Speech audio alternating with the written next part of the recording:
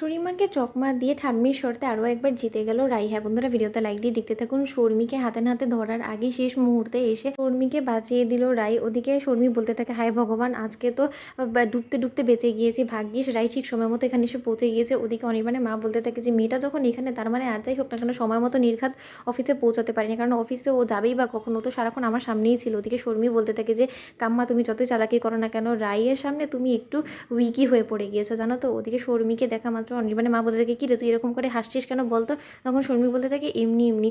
ওদিকে অনির্বাণ বাড়ি ফেরা মাত্র অনির্বাণের মা বলতে থাকে, কী ব্যাপার অনির্বাণ, তোর বউয়ের কারণে যথেষ্ট পরিমাণে তোর নির্ঘাত ফেস লস হয়েছে তাই না? আমি বলেছিলাম না এই অলক্ষী মেয়েটার কারণে তুই যেখানে যেখানে উন্নতি করতে পারতি সেই জায়গায় তোর অবনতি হবে, তুই মিলিয়ে নিস এই কথাটা। তখন অনির্বাণের মুচকি হাসি দেখে অনির্বাণের মা বলতে থাকে, কী ব্যাপার তুই এরকম করে হাসছিস কেন? তখন অনির্বাণ বলতে থাকে যে মা, আমার কাজটা হয়ে গিয়েছে আর রায়ের কারণে আজকে আমি এত বড় একটা ডিল ক্র্যাক করতে পেরেছি। তখন এটা শুনে অনির্বাণের মা জ্বলে পুড়ে ছারখার হয়ে যায়, বলতে থাকে, কী বলছিস তুই, মেয়েটা তো এখানেই ছিল, তাহলে ও আবার অফিসে গিয়ে তোকে হেল্প করলো কী করে বলতো। তখন রায় গিয়ে এর দিকে তাকিয়ে অনির্বাণ বলতে থাকে যে মা, ওসব কথা ছাড়ো তো, আমাদের ডিলটা ক্র্যাক করতে পেরেছি সেটাই তো আমার জন্য সবথেকে বড় অ্যাচিভমেন্ট, তুমি আর এত কিছু জেনে কী করবে বলো তো। ওদিকে রায়ের এই কথা শোনা মাত্র ঠাম্মি বলতে থাকে যে না, মেয়েটাকে যতটা অলক্ষী ভেবেছিলাম আমার দাদু ভাইয়ের জন্য ততটা অলক্ষী না।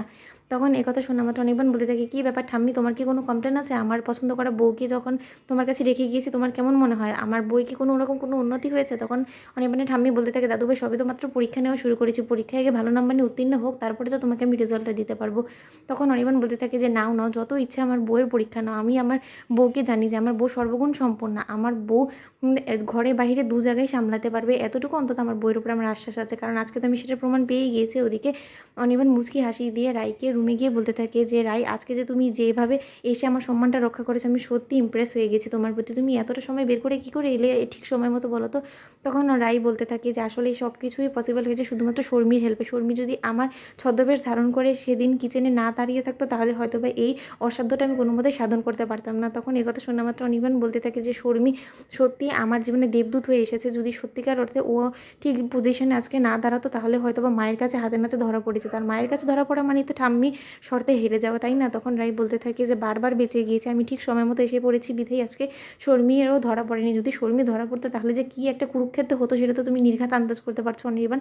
তখন অনির্বাণ বলে থাকে, যাকে যাক, যেটা হয়ে গেছে সেটা নিয়ে আর বলে লাভ নেই, কিন্তু আমার বউয়ের প্রতি যে আমি আজকে যথেষ্ট পরিমাণে প্রাউড এতটুকু অন্তত আমি বলতে পারি। তখন এই কথা শোনা মাত্র রাই বলতে থাকে যে আজকে এই কাজটা করে দিয়েছি বলে আমাকে আমার প্রতি তুমি প্রাউড, নাকি সত্যিকার অর্থে মন থেকে তুমি আমার প্রতি অনেকটা গর্বিত? হ্যাঁ। তখন শর্মি মাঝখান থেকে ঢুকে পড়ে বলতে থাকে, এই সব কিছুর মাঝখানে এই বোনটাকে ভুলে গেলে কিন্তু একদম চলবে না দিয়ে দাদা ভাই, তোর এই বোন কিন্তু আজকে তোকে বাঁচিয়ে দিয়েছে, তাই আমাকে যথেষ্ট পরিমাণে ক্রেডিট দিতে হবে। তো বন্ধুরা, ভিডিওটি ভালো লেগে থাকলে অবশ্যই লাইক কমেন্ট শেয়ার করে সাবস্ক্রাইব করতে ভুলো না।